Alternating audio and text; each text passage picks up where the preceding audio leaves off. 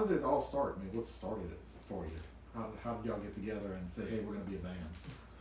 Well, Nick and I got together in the early 2000s. Early 2000s. Yeah. And we actually went on my back porch, Mm-hmm. and he brought his piano, and I didn't know Nicky played the piano, and he didn't know I played the drums, but we did it.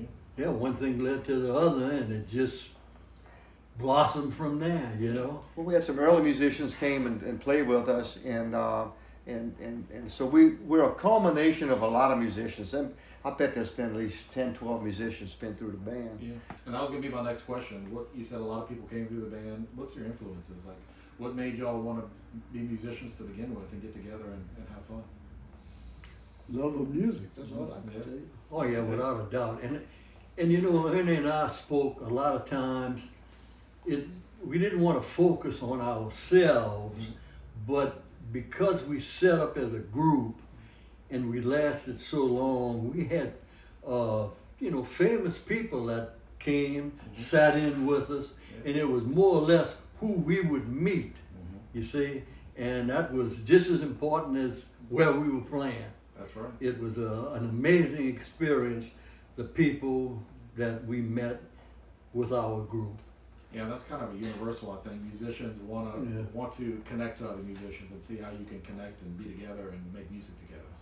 So, they had approached me, and I think, like I said, about 8 or 9 years ago, and they said why don't I just come and sit in and see how if I enjoy playing with them.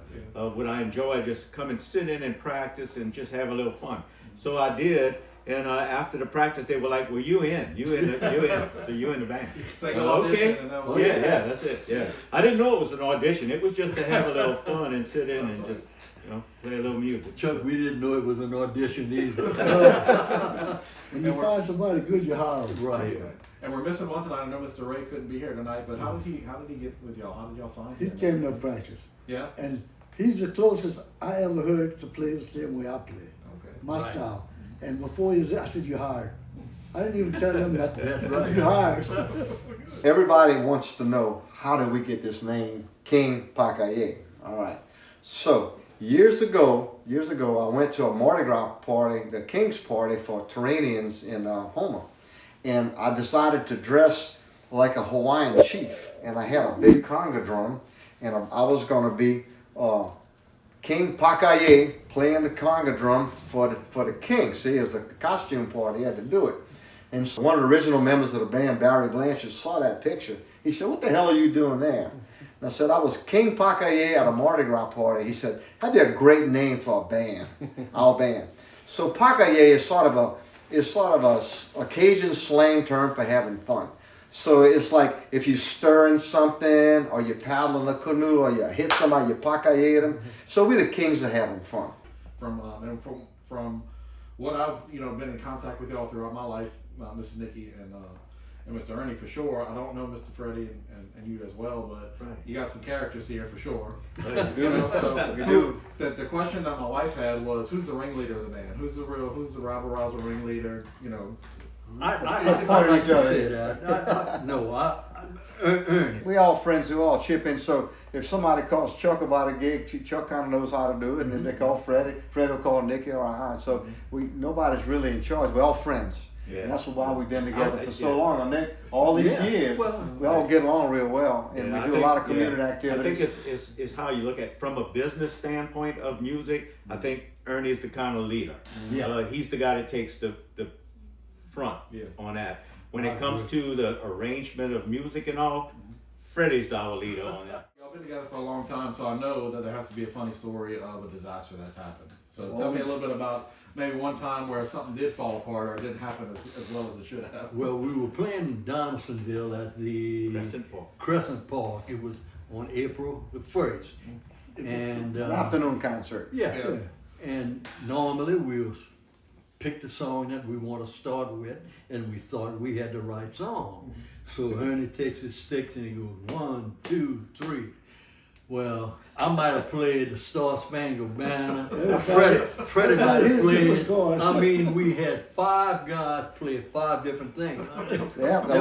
Flip Flop and Fly, Kidnapper, whatever he was playing. And we stopped, and the worst thing to do is to keep doing it. We just stopped, we laughed. Nicky wanted to say, "Oh, April Fools!" Yeah, I should have. And we got kidnappers. Kidnap. Okay.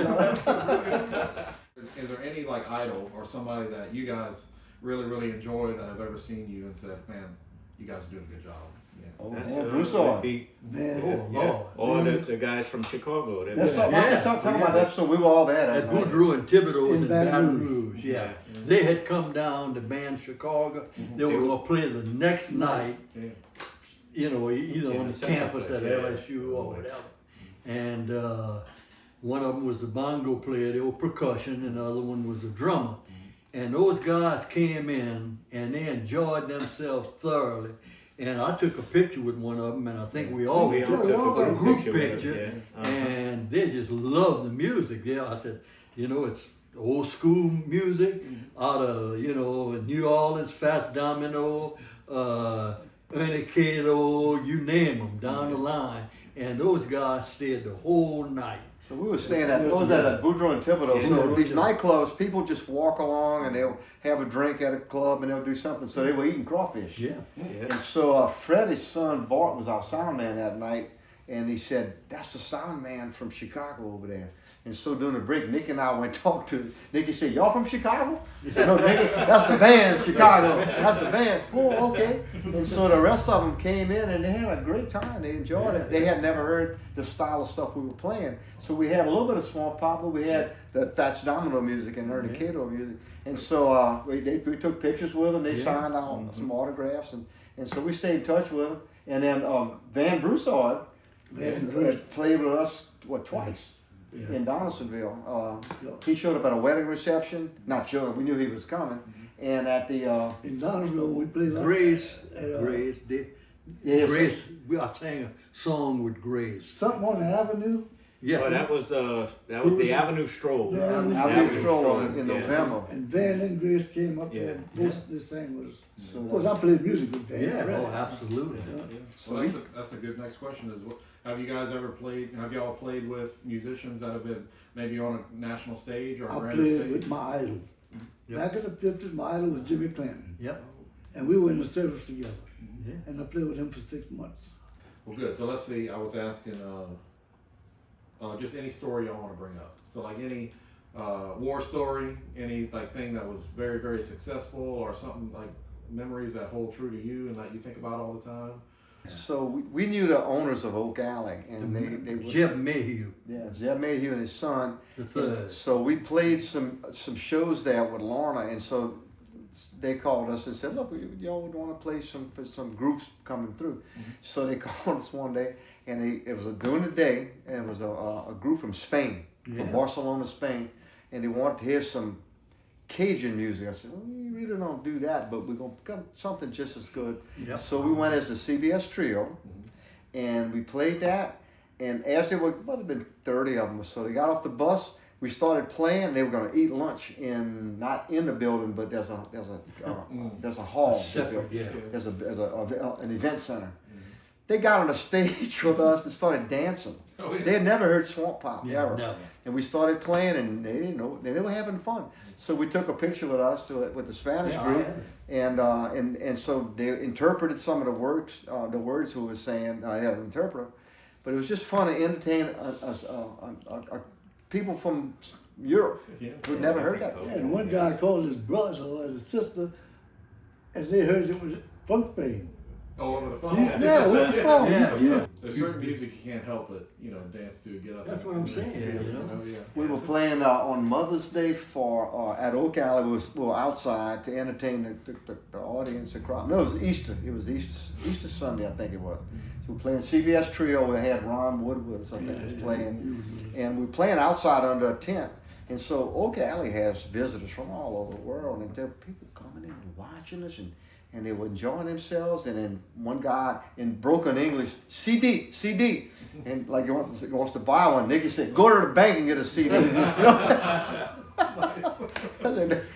But they made us stop. They made us stop playing because everybody was crowded around the band, and they weren't touring the house, and they wanted to keep that going. They were losing money. They were losing money.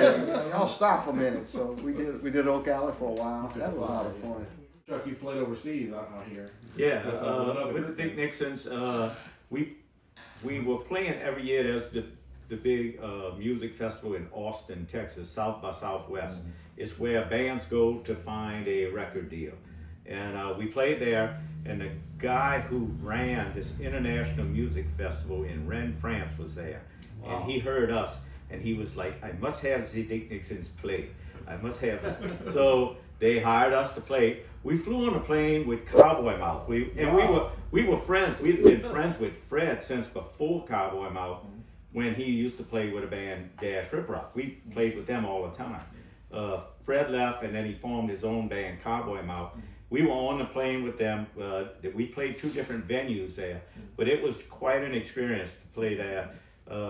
There was a lot of different types of acts there, a lot of big acts, but we were treated like stars. That was amazing I didn't know experience. that, Yeah, Chuck. That's awesome. yeah. Man. Anything else abroad from Louisiana that y'all played together with? Any traveling that y'all have done that played outside the state at all? Well, I mean, when we dropped in New Orleans, I mean, that was, several years ago. I play with different groups. Yeah. And Freddie might has also. I was on a business trip in Canada years ago, and I was on I was a runner back then. So I was jogging along Lake Ontario, and there was a city park next to the lake, and there was a pavilion, and I saw people walking in with instrument cases. I'm looking like that. I said, man, I got picked out right away. And I saw about 30 or 40 people going in. So I called Nicky, and I said, man, I think I'm going to go see what that's all about. Yeah, go check them out. So I walked in. I had a New Orleans Saint t-shirt I was jogging with. So I walked in the place, and I said, what are y'all doing? They said, we're the Whitby, Ontario Fiddle Club. What we do once a month, we get together and we play traditional Canadian music, and we drink coffee and we have cookies, and you're welcome to come in. Okay. So, okay. They were playing Cajun music, but they didn't know that. Yeah. I said, look at this, man. They playing. So I called him and I said, Nicky, they playing Cajun music. He said, well, okay. So I'm sitting there, I start talking. So this guy comes talk to me. He said, you play? I said, yeah. I ended up on the stage with these guys, but I was playing on the 2 and the 4, and they want the 1 and the 3. And they started, and the guy went, oh, got it, okay. So then they went, oh, our friend from New Orleans is here, and tell us all about Cajun music in Louisiana. And they had like, 500 people there. Like, okay. I got up and I explained Cajun with my Saints jersey on, sweaty, and I did. But music translates internationally. It just does. Yep, great connector. A lot of fun doing that. So it was fun playing Cajun music that they didn't know it was Cajun. Congratulations again. It is our pleasure to have y'all as our first honoree. And, Thank you very much. And we love you. Yeah. Amen, brother. Thanks so much. Thank you. That made my day. Yes. We're good.